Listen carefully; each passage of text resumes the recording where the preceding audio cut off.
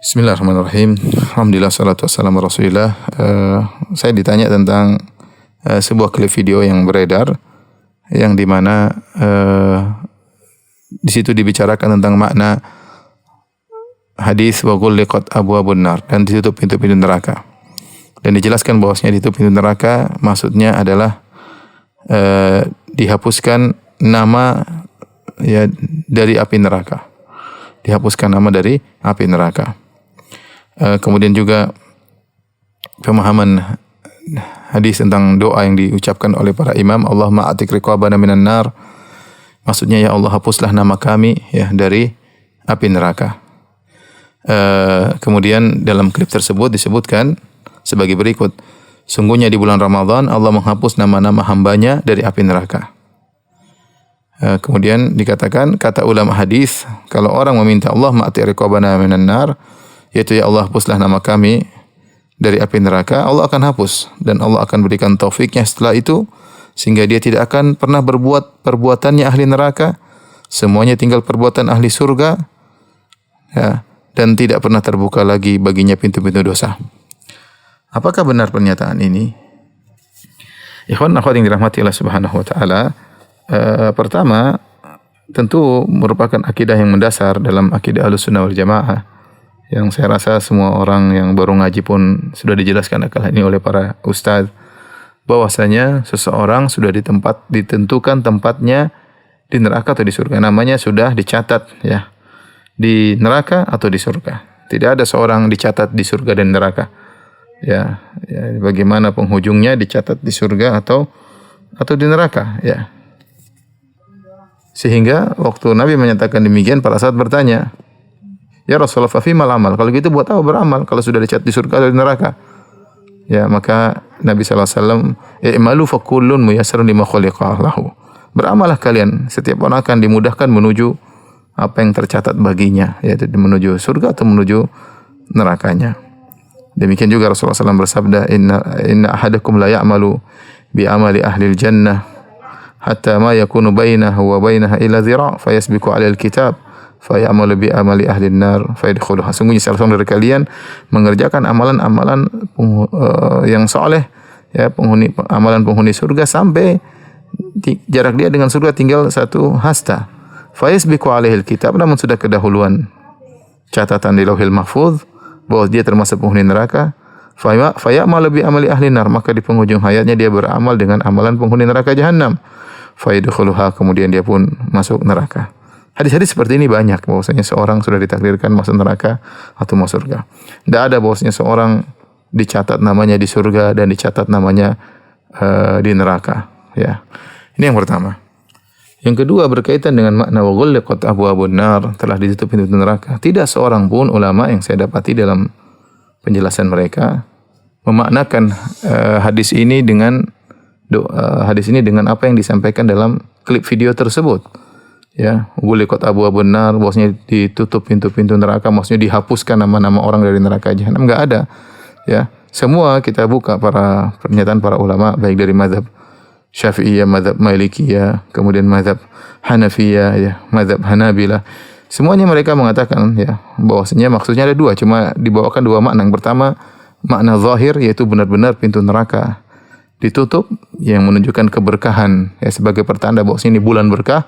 Atau maksudnya maknanya adalah majazi, yaitu seorang dipersulit untuk melakukan maksiat karena dia dibuat semangat untuk beramal saleh dan dia dipersulit untuk melaksanakan amalan maksiat, oleh karenanya setan juga dibelenggu ya, itu maksudnya bukan kemudian dihapus ya nama-nama dari api neraka. Oleh karenanya kalau ada yang mengartikan bahwasanya ghulliqat abwabun nar, ditutup pintu neraka, maksudnya dihapus nama-nama dari neraka, tentunya ini adalah tafsiran yang keliru, yang tidak benar, yang hanya karangan sendiri dan bukan pernyataan para ulama. Maka tidak boleh kita menisbahkan ini adalah penjelasan para ulama. Ya, kalau ternyata seorang ulama pun tidak ada yang pernah menjelaskan demikian. Seorang harus amanah dalam menukil ya dari para ulama ya. Yang berikutnya memang benar dalam hadis Rasulullah SAW mengatakan walillahi utaqa'u minan nar wa dzalika kullu lailah ya. Bahwasanya di setiap malam bulan Ramadan Allah memiliki utaqa, yaitu orang-orang dibebaskan dari neraka jahanam, dan ini berlaku setiap malam di bulan Ramadan.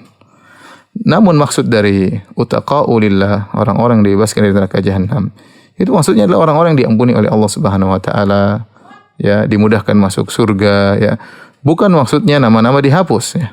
Makanya tidak seorang pun dari ulama yang menafsirkan hadis ini dengan mengatakan utaqa'u lillah, yaitu orang-orang yang dibebaskan dari oleh Allah Subhanahu wa taala, maksudnya yaitu namanya di neraka dihapus karena namanya dua, satu nama di surga, satu nama di neraka. Nama di neraka dihapus, tinggal nama di surga. Saya tidak tahu seorang pun ulama menafsirkan demikian. Maka tidak boleh kita mengatakan para ulama mengatakan, ulama hadis mengatakan, tidak boleh kita mengatakan demikian karena kita akan berdosa atas nama para ulama. Maka seorang harus amanah dalam menyampaikan pernyataan para ulama. Jangan sampai dia hanya ngomong dari pemikiran dia sendiri kemudian dia menyandarkannya kepada para ulama. Dan makna dibebaskan dari neraka jahanam ya seperti hadis-hadis yang lain, ya. Seperti seorang berlindung, ya Allah, Allahumma inna a'udzubika minan nar. Ya Allah, aku berlindung kepada Engkau dari neraka. Maksudnya agar dibebaskan dari neraka. Allahumma ajirni minan nar. Ya Allah, lindungilah aku dari neraka. Maksudnya agar dibebaskan dari neraka. Allah Subhanahu wa taala berfirman, "Faman zuhziha 'anil nar wa udkhilal jannah faqad faz." Barang siapa diselamatkan dari neraka jahanam, ya, kemudian dimasukkan surga, maka dia telah beruntung. Ya, maka seorang berusaha berdoa di bulan Ramadan agar dibebaskan dari neraka jahanam, artinya dia tidak masuk neraka, ya. Karena kita tidak tahu takdir kita apa. Kita hanya bisa berdoa minta kepada Allah Subhanahu wa taala. Bukan maknanya ya Allah hapuskanlah namaku di neraka, ya, dan tetapkanlah namaku di surga. Kemudian kesalahan berikutnya yaitu pernyataan dalam klip tersebut bahwasanya jika seorang sudah namanya dihapus dari neraka, maka orang tersebut tidak akan pernah berbuat perbuatan ahli neraka, semuanya tinggal perbuatan ahli surga. Apalagi menyatakan bahwasanya tidak pernah lagi terbuka pintu-pintu dosa. Saya rasa tidak ada ulama yang mengatakan demikian. Seorang kalau dicatat oleh Allah, ya, sebagai penghuni surga, bukan berarti dia tidak pernah melakukan dosa sama sekali. Bukan berarti tidak pernah pintu surga terbuka sama sekali baginya, ya. Ya, karena orang mungkin melakukan dosa, kemudian dia bertobat kepada Allah. Orang mungkin melakukan dosa, tapi kebaikannya lebih berat daripada dosanya, maka dia masuk surga. Maka tidak benar bahwasanya kalau seorang sudah dibebaskan dari neraka, berarti tidak pernah lagi terbuka pintu-pintu dosa baginya. Saya rasa tidak seorang pun ulama mengatakan demikian. Maka jangan sampai kita mengatakan ini pernyataan ulama hadis, ini pernyataan ulama. Maka hati-hati dalam menyandarkan suatu pendapat kepada para ulama. Jangan sampai kita berusaha atas nama mereka. Yang terakhir saya ingin menyampaikan suatu hadis, ya, yang diriwayatkan oleh Imam Ahmad, ya, dan yang lainnya. Demikian juga diriwayatkan oleh Imam Al-Bukhari, ya, di mana dari Abu Hurairah Rasulullah SAW pernah bersabda, la yadkhulu ahadunil jannata illa uriya maq'adahu minan nar. Tidaklah seorang masuk surga kecuali dinampakkan kaplingnya atau lokasinya di tempatnya di neraka. Lau asa seandainya kalau dia di dunia dia berbuat kemaksiatan atau berbuat buruk, tentu dia akan dimasukkan ke kaplingnya di neraka tersebut.